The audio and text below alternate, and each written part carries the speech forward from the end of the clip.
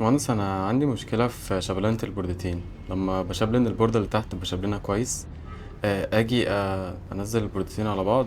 في ناحيه مش بتبقى مظبوطه، مش مم. بتظبط معايا. دي مشكلة بتواجه ناس كتير جدا ولها عدة أسباب، بس في فيديو النهاردة أنا هنبه على سبب خطير جدا. أولا، البوردتين ممكن يكونوا فيهم واحدة معوجة مقوصة، لكن هو الجهاز لما جالك بما إنه ملحوم فأنت مش شايف الأوسع اللي في البوردة دي. بس ده على فكرة شيء نادر، مش يعني ما تقولش دايما البوردة مقوسة إلا لما يكون جهاز واقع واخد وقعة جامدة. الحاجة بقى اللي أنا عايز أنبه عليها النهاردة وبالصدفة كده أنا شفتها عشان كده قلت أعمل عليها الفيديو ده، تعالوا أوريها لكم كده على شاشة الكمبيوتر. أوقات الفلكس بيكون عامل كريستالات كده، كريستالات من الفلكس زي دي، ما بتبقاش انت شايفها اهي.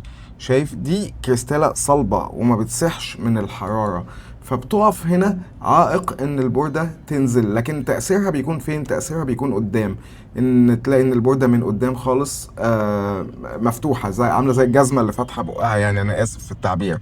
فده لو انت بتستخدم فلكس وتراكن فترة، او فلكس من نوع مش كويس، ممكن يبقى فيه كريستالات من الفلكس كده. دي لازم تعدي تشيلها، اتمنى تكونوا شايفينها وهي واضحة. دي ناشفة صلبة كأنها حتة زلطة، فدي لو موجودة ما بين البوردتين بتمنع ان البوردتين يطبقوا على بعض. ولو انت عندك مشكلة في شبلانة البوردتين تقدر تنورنا في اسكندرية، مركز ايمن احمد. هتاخد تدريب برايفت 3 ايام، كل يوم 3 ساعات، تجيب معاك 3 بورد اي كلاود هنعلمك عليهم شبلانة البوردتين، وان شاء الله تخرج من هنا شبلانة البوردتين حاجة سهلة جدا بالنسبة لك. مع السلامة.